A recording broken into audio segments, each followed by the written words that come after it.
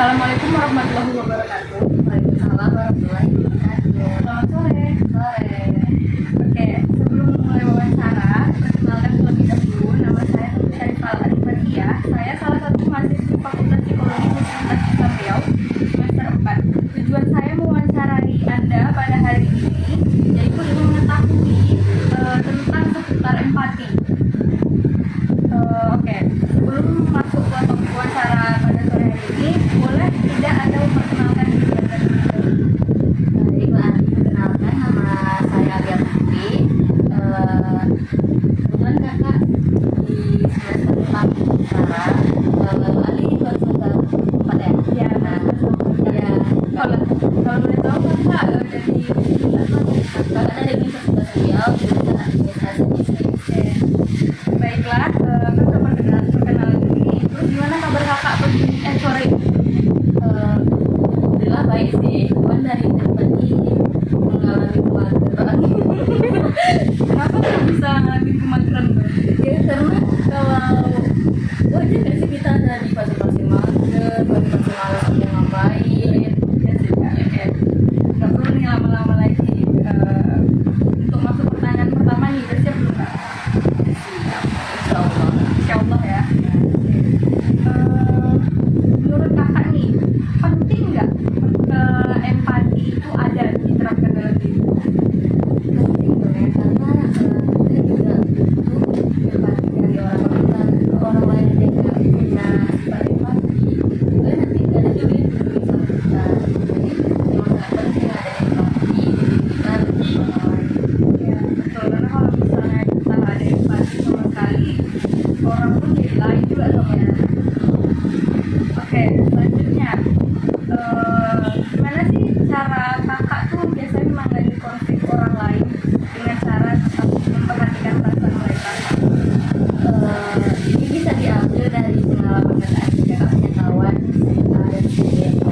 Nah keduanya kan waktu itu ada konflik, jadi cara kakak menanggapi itu kayak kakak jumpain satu-satu orang itu kan, dan kita jumpain dulu si A, kakak tanya apa masalahnya, terus semuanya begitu kan. Terus si B juga kakak jumpain dengan pertanyaan yang sama juga. Nah setelah kakak tanya ke keduanya, kakak menyimpulkan dulu sih ada nggak jawaban yang sama di antara mereka, atau maksudnya kayak ada saling menjelekkan nggak sih, masalah yang hanya disebutin sama nggak sih gitu kan. Kalau misalnya ada beberapa pembicaraan mereka ini yang salah, maka temuin lagi di keduanya, kak temuin untuk kedua kalinya, temuin si A lagi dan temuin si B lagi. Kenapa kak temuin lagi? Karena untuk pertemuan pertama itu kita baru mendengarkan cerita dari masing-masing kan. Setelah kita mendengarkan semuanya, baru kita simpulkan sendiri, baru kita jumpai orang lagi kan untuk kasih tahu ya kayak kalau ini pokoknya berikan saran kakak ke orang tua untuk baik-baik aja lagi, karena ini kalian ada kesalahpahaman. Selanjutnya, biasanya kakak menyelesaikan masalah tersebut tuh melibatkan dari pihak lain atau bisa? Kalau ini tergantung situasi kondisinya ya. Kalau misalnya itu masalah kecil, nggak bisa menanggapinya sendiri, nggak perlu bantuan orang lain. Tapi kalau misalnya masalah itu besar, pasti nggak butuh bantuan orang lain. Misalnya bisa kayak kakak bingung mungkin mau ngelakuin hal itu, mau ngelakuin hal apa lagi ke mereka, kakak butuh bantuan orang lain, baik itu dalam saran atau apa yang harus, pokoknya saran orang sih kakak perlukan. Biasanya saran-saran yang diperlukan oleh kakak itu lebih dominan ke teman, orang tua, siapa? Ke teman. Berarti teman lagi ya? Iya. Tapi kalau ke orang tua atau ke mungkin kakaknya kakak atau apa pernah? Kakak kalau keluarga kurang sih dalam hal ini. Soalnya jarang dulu. Berarti lebih menikmati ya. Selanjutnya, apakah kakak merasa bahwa kemampuan dalam mengingat detail kecil tentang orang lain dapat meningkatkan hubungan baik antara sesama? Itu takut sih ya, karena kayak kita punya teman si Arya, jadi dalam hal kecil tuh yang lucunya tuh kakak tuh kayak nggak ngebiarin kakak sedih aja udah hal kecil, kayak merespon kayak kakak hal yang gak penting gitu loh, karena kita lagi sedih kan. Jadi ini kayak menanggapi kata-kata dia tuh nggak mengabaikan, itu kan hal kecil kan, kayak mendengarkan cerita kita kan. Nah ini sih itu bisa apa tadi, Mengingat hal mengingat hal itu ya, mengingat hal kecil dari orang tersebut tuh menjaga hubungan ya baik. bisa ya, jadi dengan hal itu. Selanjutnya, bagaimana cara kakak agar kakak tidak mudah menghakimi orang lain bila mereka sudah bercerita atau berkeluh kesah? Cara menghakiminya Apa cara kakak supaya tidak menghakimi mereka pas lagi cerita atau berkeluh kesah?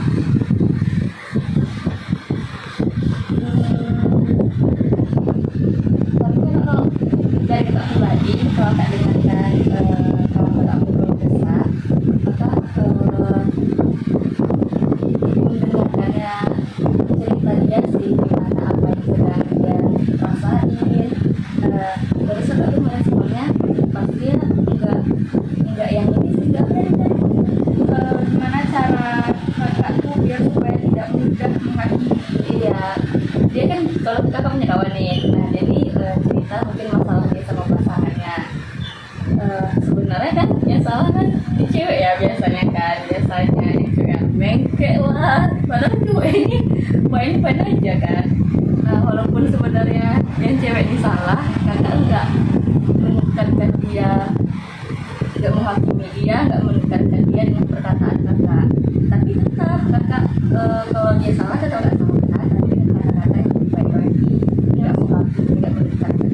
Berarti dengan penyampaian yang sopan ya, Iya. biar dia tidak merasa terpojokkan ya. Menurut kakak nih, apakah dengan tidak menghakimi orang lain dapat meningkatkan hubungan baik juga?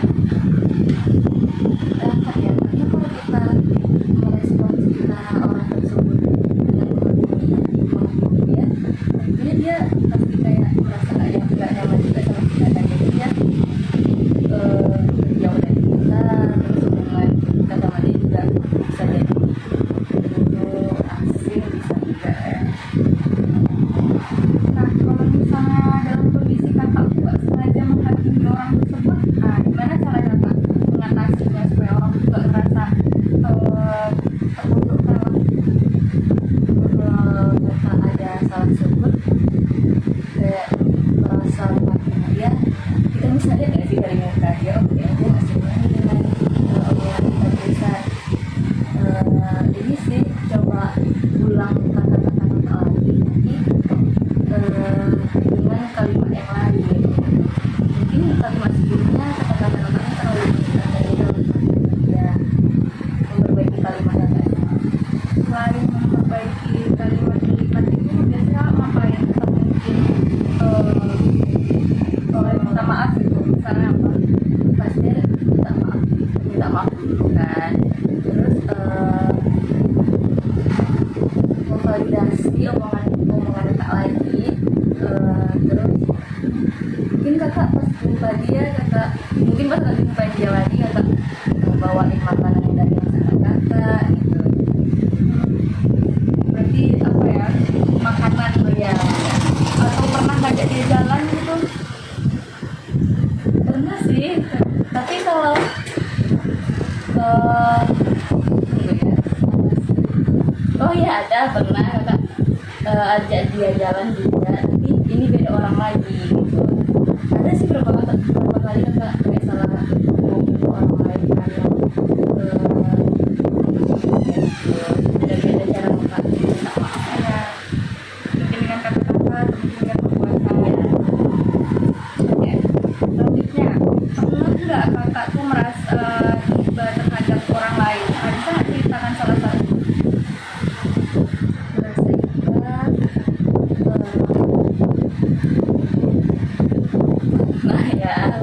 ya Fatma, dan teman dekat kakak si A ini kayak dia ini lagi ada masalah ini sama cowoknya. Ini lucu sih cerita. Jadi punya masalah sama cowoknya. Sebenarnya kakak ipa sama dia nih. Tapi gimana ya? Sebenarnya dia yang salah, bukan cowoknya. Tapi kakak ada ipa sama dia.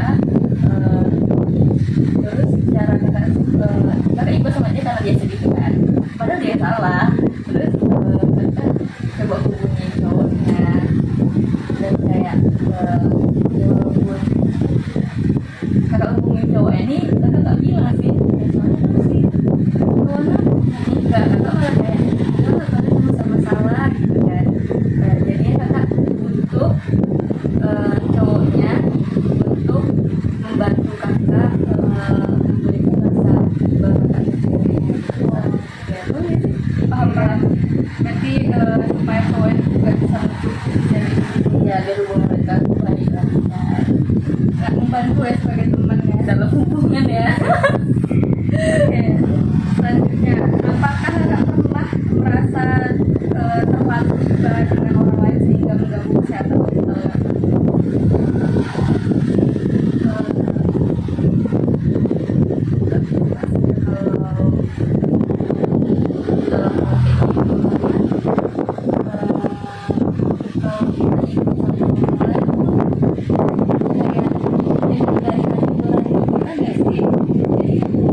Sebelum kita kayak kasih dia kepedulian karena iba kita pasti mikir kasihan nih, harus gini nih, nggak ada sih ngaruhnya ke kesehatan mental. Berarti masih aman lah ya, semoga selalu aman karena emang sebenarnya gak usah terlalu dipikirkan juga. Iya. Terus menurut kakak merasa iba terhadap orang lain itu merupakan hal yang positif atau negatif atau dua-duanya? Rasa iba ke orang lain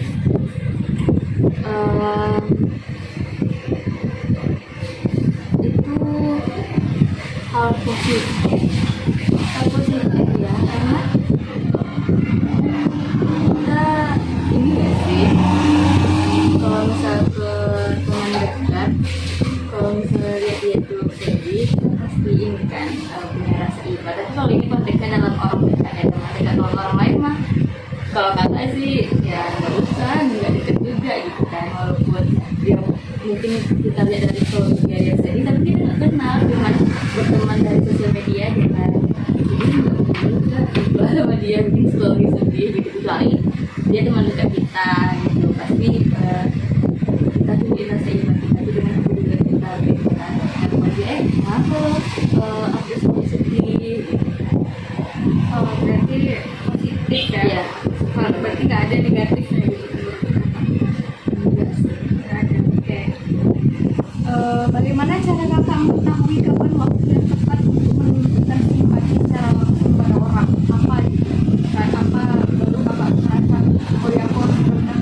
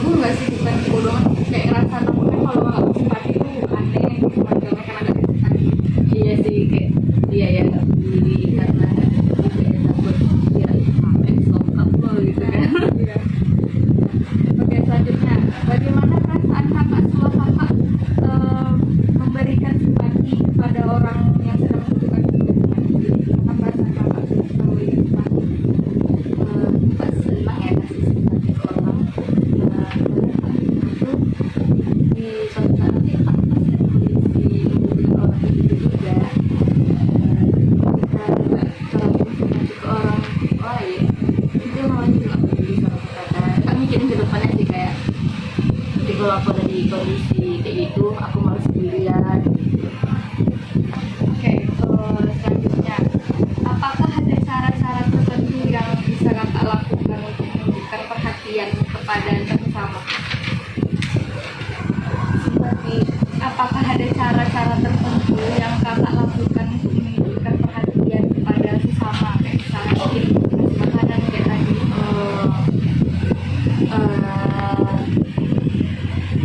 Ada yang waktu ini masih dalam konteks teman juga ya, ke kawan kakak dia waktu itu sakit demam tapi nggak sampai masuk rumah sakit. Kalau kan ini emang banyak penyakitnya nih jadi waktu itu yang dia di rumah yang ini beda sakitnya nih, waktu dia masih di rumah kakak bawain dia salat buah.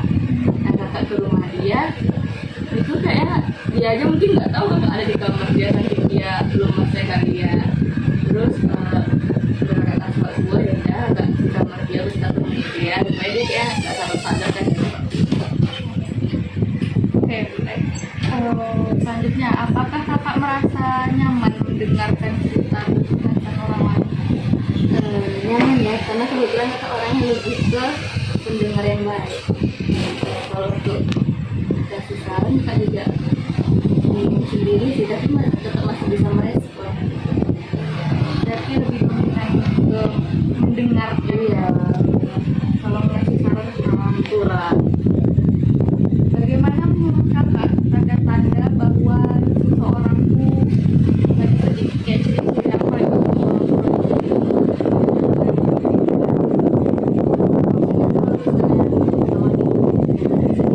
Ya, jadi bagaimana ciri-ciri orang yang lagi sedih menurut kakak? Nah, kebetulan sama kakak kalau dia lagi sedih emang tampak banget dia tuh kayak murung kali. Jadi kalau dari sahabat terdekat sih dia itu tahu kak kapan dia lagi sedih atau tiba-tiba sedih atau tiba-tiba bagaimana tahu dari mukanya, dari tidurnya, Biasanya kalau dia sahabat kakak mulai mengeluarkan rasa kesedihan itu, kakak tuh pertama kali ngapain sih, atau ikutan awalnya kenapa, atau mungkin berusaha untuk dalam coba ditanya dulu. misalnya kami lagi happy kayak tiba-tiba dia kayak diam yang menunjukkan emang lagi sedih, kakak tanya dulu sih apa tiba-tiba sedih gitu. Kalau dia nggak mau cerita kakak ambil mukanya sih kalau memastikan ini siapa yang tidak sedih nih gitu kan. Terus kalau misalnya dari HP ku nggak ada kayak gitu tidak sedih, aku langsung tanya apa gitu sedih gitu kan, jadi untuk menyinggung perasaan atau apa gitu kan. Situasi juga. Oke, apakah mendengarkan cerita orang yang tidak terlalu dekat itu nyaman juga seperti teman dekat? Misalnya tiba-tiba ada orang yang tidak terlalu dekat dengan kakak tuh lagi di jalan misalnya duduk sendiri di taman, tiba-tiba ada orang datang, dia mungkin udah frustrasi kali dengan hidup dia, terus dia tiba-tiba cerita sama kakak ini, kira-kira kakak risih atau ya udah dengerin aja dulu? Ya udah dengerin aja sih cerita dia karena dia emang udah susah sekali gitu teman, dia butuh orang yang mendengarkan ceritanya, jadi akan menerima dia cerita. Cuman ya kakak nggak begitu respon karena kita nggak tahu juga kehidupan dia gimana kan, nanti kita salah ngomong cuman jadi kita kayak mendengarkannya aja. Ya berarti lebih kayak udah coba aja sih, Iya, karena kalau dia butuh teman cerita. iya, jadi pendengar itu sih. Oke, apakah kakak percaya bahwa tindakan kecil atau sesuatu perbuatan yang tulus itu pun dapat memiliki dampak yang besar dalam membantu orang lain? Boleh dulu tadi. Menurut kakak, kakak percaya nggak bahwa tindakan kecil atau tindakan yang tulus itu Yang kakak kasih ya. ya, memiliki dampak yang besar dalam membantu orang lain? Pasti itu berdampak besar kalau kita peduli dengan orang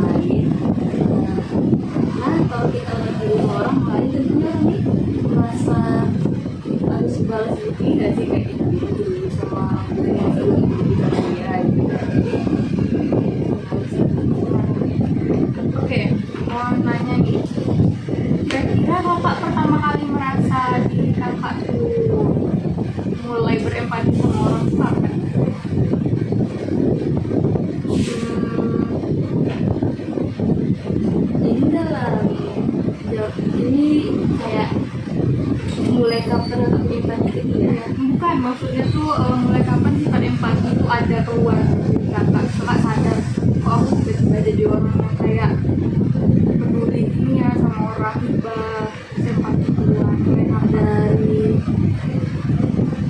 SD sih ya udah merasakan aku sifat empati.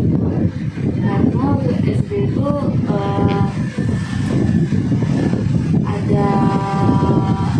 kakaknya sama kakaknya di SD ya. Jadi itu misalnya kayak dalam hal kecil dia mungkin ngomong sama orang tuanya, kakak menawarkan berkah ya kalau sama aku gitu kan. Kalau dari SD itu jadi kita udah mencuri orang kayak apa nggak sih, yang bakal keterusan sampai sekarang juga, karena udah bawa dari kecil SD. Ya, jadi ya karena udah biasa dari kecil jadi udah terbiasa, jadi jadinya kebiasaan sampai besar ya. Karena memang sebenarnya sifat empati itu penting, apalagi pas udah jadi mahasiswa Iya, bagaimana kakak meyakinkan orang, dimana saran kakak tuh mungkin kayak mana ya, maksudnya tuh gimana kakak tuh meyakinkan orang tersebut bahwa di saat kakak tuh sarannya nggak diterima.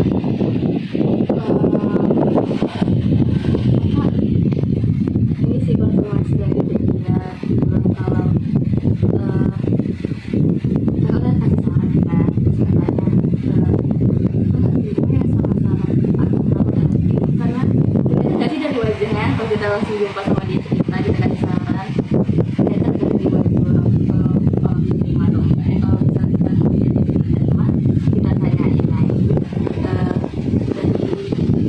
hal yang mana kok nggak ya sama saran aku gitu kan. Terus dia jawab dari hal bla bla misalkan, nah kakak validasi lagi dalam hal itu yang dia berimbang jadi yakin dengan saran kakak, akan jelasin lagi kayak masalah ini loh, sampai akhirnya dia merasa yakin dengan omongan kakak.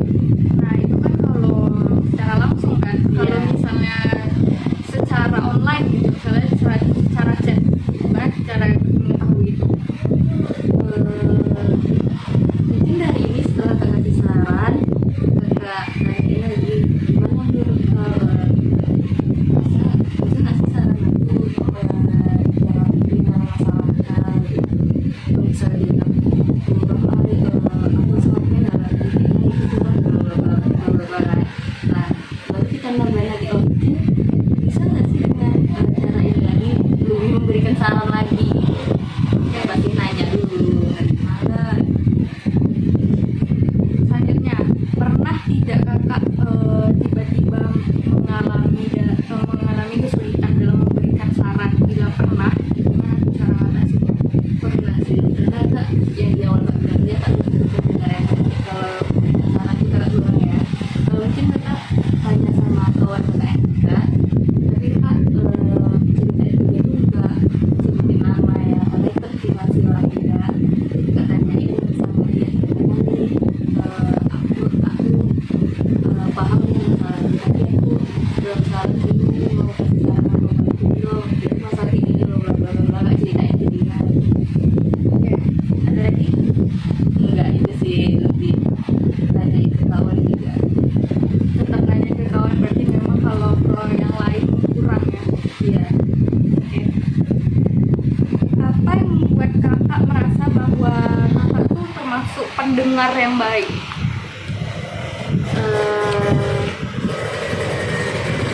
Kalau dari teman cerita dari media online atau secara langsung? Dua-duanya boleh. Kalau dari secara langsung, ini ya kakak emang bener-bener dengerin dia kayak selesai dia cerita dulu. Karena kalau kita potong cerita orang mungkin dia bisa tiba-tiba lupa kali ya, jadi lebih ke selesaikan cerita dia dulu. Nah kalau dari media sosial gitu juga sih, tunggu dia emang bener-bener selesai ngechat, udah di chatnya panjang, terus kakak tanya udah gitu kan, baru kakak respon kalau dari chat. Kalau dari langsung ya mendengarkan dia cerita A sampai Z dulu.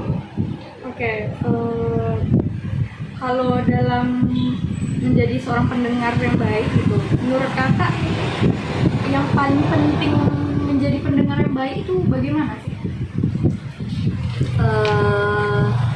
Yang kakak bilang tadi sih, biarkan dia menyelesaikan cerita dia dulu, karena takutnya kalau kita potong ini tuh bisa lupa atau mungkin mengganggu feel dia untuk bercerita. Oke, kalau misalnya nih, bagaimana, pertanyaan terakhir ya, bagaimana cara kakak untuk bisa tetap fokus meskipun banyak gangguan dari hal lain gitu, mungkin lagi ribut Di suatu tempat ya, mungkin di suatu tempat nih dia lagi cerita terus bising ya, mungkin lagi ada yang nyanyi atau mungkin meja sebelah ribut banget ya, mungkin kami bakal pindah meja ke keributan itu. Kan biasanya kalau misalnya di coffee shop kan ada ruang indoor dan outdoor ya. Kalau indoor kan biasanya lebih tenang kan. Nah misalnya kami dari outdoor terus kami pindah sih ke indoor. kalau misalnya lagi dengerin cerita terus tiba-tiba ada yang chat atau telepon, gimana bisa? Kakak ini dulu sih, yang nelpon itu bukan kakak doa, cuma kakak matikan suaranya, jadi lebih menghargai teman kita cerita. Oke, baik. Oke, kayaknya ini aja pertanyaan wawancara saya. Makasih karena kakak udah mau jadi subjek. Ada nggak yang mau kakak sampaikan gitu, kalau pentingnya empati gitu? Empati ini perlu dan penting ya kita terapkan ke diri kita untuk orang lain, karena sesuai yang kak bilang sih tadi, yang dari awal ya kak bilang, kalau kita empati pada orang lain pasti kan orang lain tuh empati juga ke kita kan. Lebih baik kita menunjukkan empati ke orang, dan lebih baik juga kalau orang empati ke kita kan. Jadi kita mikirin nantinya kayak ya nggak mungkin kan kita bakal di kondisi yang tenang terus ya, pasti ada kita di kondisi yang kita lagi ribut dan butuh orang berempati ke kita. Nah di situ sih terbalaskan rasa empati kita ke orang. Oke, baik kak, terima kasih. Kita tutup aja. Assalamualaikum warahmatullahi wabarakatuh.